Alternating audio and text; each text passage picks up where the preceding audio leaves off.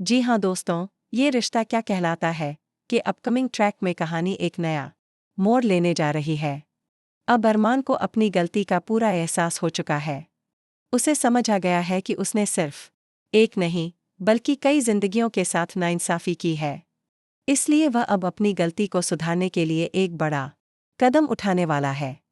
अरमान, क्रिश और संजय बंसल के साथ वही खेल खेलने की प्लानिंग कर रहा है जो खेल उन्होंने 6 साल पहले अभीरा, दादीसा और विद्या के साथ खेला था। अब वही चाल उल्टी पीढ़ी देगा अरमान।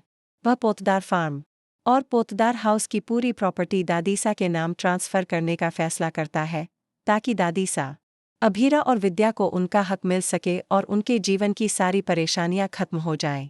इसी बीच अरमान को याद आता है कि पोतदार जायदाद से जुड़ा एक सीक्रेट पेपर है, एक ऐसा दस्तावेज जिस पर सिग्नेचर के बिना कोई भी उस संपत्ति को हथिया नहीं सकता।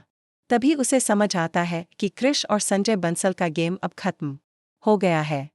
अब सच्चाई की जीत तय है। लेकिन दूसरी ओर अभीरा को भी एक बड़ा सच पता चल जाता है कि मायरा गीतांजलि की बेटी नहीं बल्कि उसी की अपनी खोई हुई बेटी है। यह जानकर अभीरा टूट जाती है और वह अब फैसला कर लेती है कि वह किसी भी हालत में अपनी बेटी को वापस लाकर रहेगी। उसे इस बात का बहुत गहरा दुख है कि अरमान ने इतने सालों तक उसे अपनी बेटी से दूर रखा और यह सच कभी नहीं बताया। वह अरमान से कहती है, तुमने इतने सालों तक मुझे मेरी ही बेटी से अलग रखा। तुमने यहाँ आने के बाद भी मुझसे कुछ नहीं कहा। अगर मुझे यह सच खुद ना पता चलता तो मैं तो यूं ही उस गिल्ट में जीती रहती कि मेरी बेटी मुझे छोड़ चुकी। तुमने मेरे साथ जो किया है वो क्रिश और संजय फुआसा से भी बड़ा धोखा है।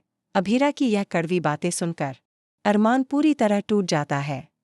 वह खुद को गलत साबित होते देख अभीरा के सामने माफी मांगता है। लेकिन क्या सिर्फ माफी से भर पाएंगे इन 7 सालों के जख्म? अब कहानी का रुख बहुत भावनात्मक और निर्णायक मोड़ की ओर बढ़ रहा है। क्या अरमान अपने किए की सजा भुगतेगा? क्या अभीरा अपनी बेटी को वापस पाएगी? और क्या फिर से एकजुट होगा पोतदार परिवार? जवाब जानने के लिए जुड़े रहिए हमारे साथ, क्योंकि ये रिश्ता अब फिर से कुछ नया कहने वाला है।